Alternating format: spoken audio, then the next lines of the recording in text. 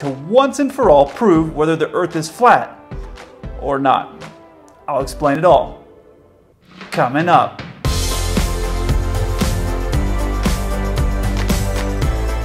Hey 7-4 crew, welcome back. If you don't know me, my name's Kelsey. I'm a 747 pilot. My channel 7-4 Gear is all about aviation. I get asked almost on a daily basis in the comment section here on YouTube or on my Instagram something along the lines of this: is the Earth flat? Tell me the truth. Why are you lying about the Earth being flat or not? And it's surprising to me because I've watched some videos about people who believe the Earth is flat.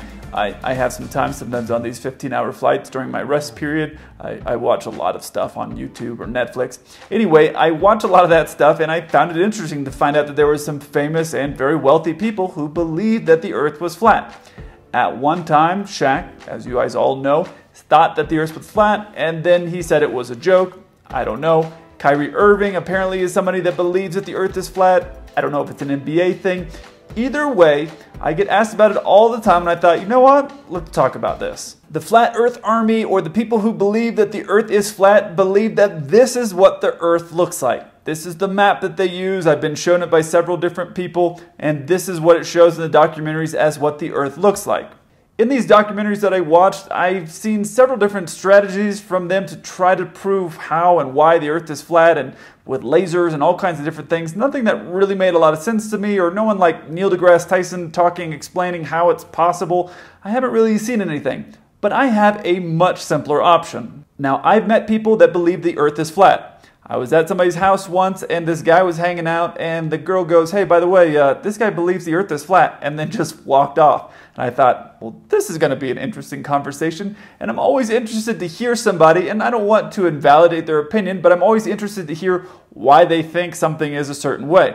So I asked him a lot of different questions. Now, the main thing that he wanted to show me was, and he was interested because I was a pilot, but he wanted to show me that, look, on these FlightAware or these apps where you track flights, you can see that it's curved here. You guys are flying in a curve. But on my Earth, where it's all flat, you're actually going in a straight line. And everybody knows the shortest distance between 2 points is a flat line. Now, of course, I asked him things like, how is it the North Pole goes for weeks without having sun? And he didn't really have an explanation for that. He did pull up some videos that looked like some dude in his basement making some videos, but I mean, I'm a pilot and I make videos in hotel rooms, so I mean, I can't really judge. I have a way to all the flat earthers out there to prove once and for all whether that your map is right or it is completely wrong. And I've seen you do a lot of different tests, and you guys have spent a lot of money, and this will probably be cheaper once you average it all out. You'll notice here on their map, Antarctica is kind of like a border. Now, this flat earth guy that I talked to, what he told me was Antarctica is just a very, very high wall, and he also mentioned to me that planes have never flown over Antarctica, which is not true. But he essentially said it's just a very, very high wall that is basically where the end of the Earth is, and it's a conspiracy between the governments around the world and a few other people to make us believe that the Earth is round.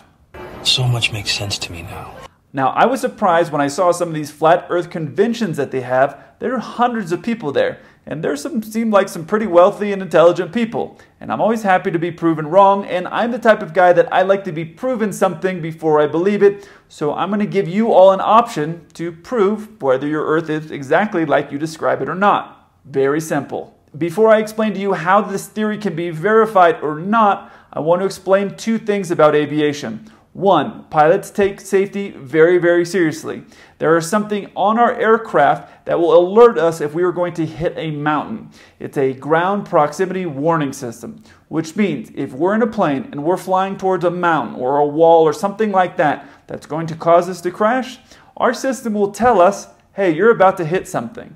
Now, there's a radar there as well that we can use for weather tracking. And so if that radar is hitting a mountain, it's going to be red. It's going to tell us, don't fly into that. The reason I say that is because flat earthers believe that the perimeter of the Earth is Antarctica, and it's one huge, massive wall. I haven't spent all these years working on this amazing body to fly into a wall in Antarctica. Here's the plan.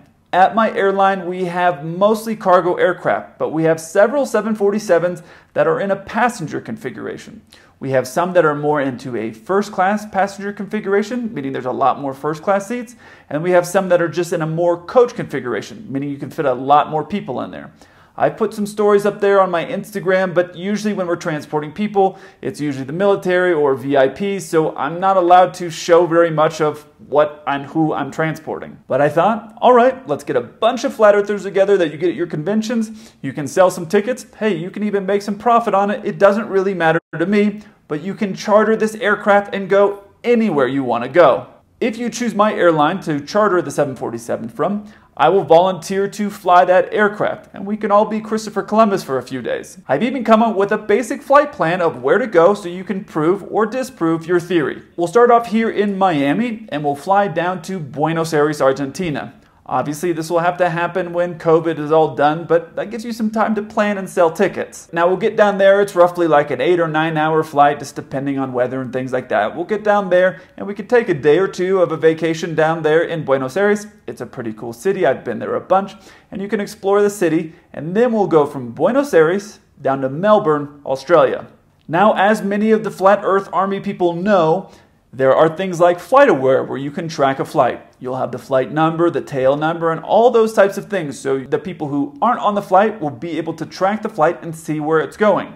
So they'll be able to see it leaving Miami down to Buenos Aires and Buenos Aires down to Melbourne. They'll be able to track that flight in real time and see everything. As well, you're more than welcome to bring a compass on board. You can see the direction that we're going once we take off from Miami. You'll see that we're headed south and all of those things. But I have more options to help you prove your theory. First, if we were to go from Buenos Aires to go to Melbourne, based off of your map, we would have to fly all the way up, back through America, over part of Canada, some of Asia, and then through the north part of Australia to get all the way down to the south part in the regular global world of Australia, which is where Melbourne is. That means it would be about 3 times as long. I'm just guessing based off of looking at your map, about 3 times the amount of flight time, so roughly 27 hours. Now I know what some of you are thinking. Oh, well, the government could lie and make it look like on the computer that you're really going a different direction as part of a big scam. And Kelsey, you look like you're maybe part of the government. But I swear, I'm not.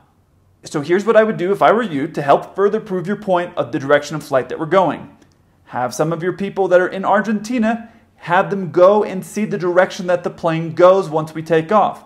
They can be there on the ground, and of course, I advise that we fly during the day, and that is to A, help prove your point, and B, because I hate waking up in the middle of the night to go to work. So if we take off in the daytime, you can have some people there in Buenos Aires see the direction the flight we go. They can get some telescopes. They can watch the plane take off going south. You guys will have your compasses. You can see the direction that we're going.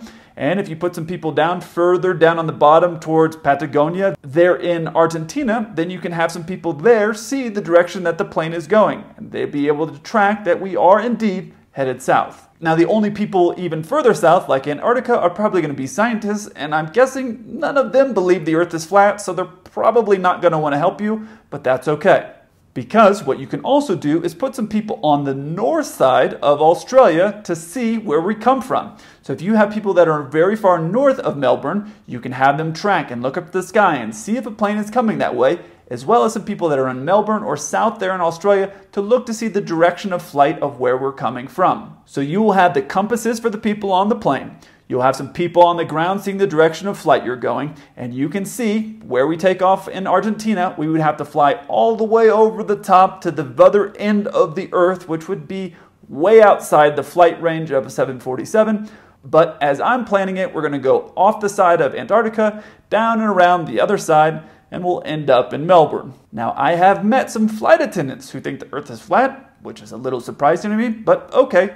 And apparently there's a pilot or two, and I never met them, that believe the Earth is flat. No pilot has ever told me that, but I've talked to some people who've met some pilots that said they believe that the Earth is flat. So all of you are welcome to come.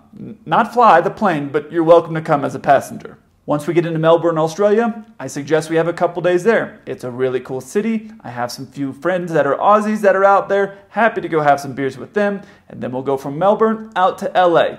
Now that will also look slightly curved on the Earth and on your Earth. It will maybe appear like a straight line. I haven't seen how it lays out on your Earth, but Either way, we can finish a trip in Los Angeles and then everybody can go home from there. So at the next big Flat Earth convention, I suggest someone like Mark Sargent, who is one of the original Flat Earth people, present this as an option to prove or disprove that at least that the map that they have is not accurate, or there is something wrong with the overall theory, because they'll be able to, again, be on the plane with a compass, people on the ground verifying the direction of flight, and then see them come out the other side there in Australia and land in Melbourne in not 24 to 27 hours. For those of you who are wondering and are flat earthers and are wondering the exact flight time of what it would be on your Earth, we generally cruise our aircraft at around 8.4, maybe 8.5. That's Mach decimal 8.4 or 8.5. And the fastest we can go at all is 0.92.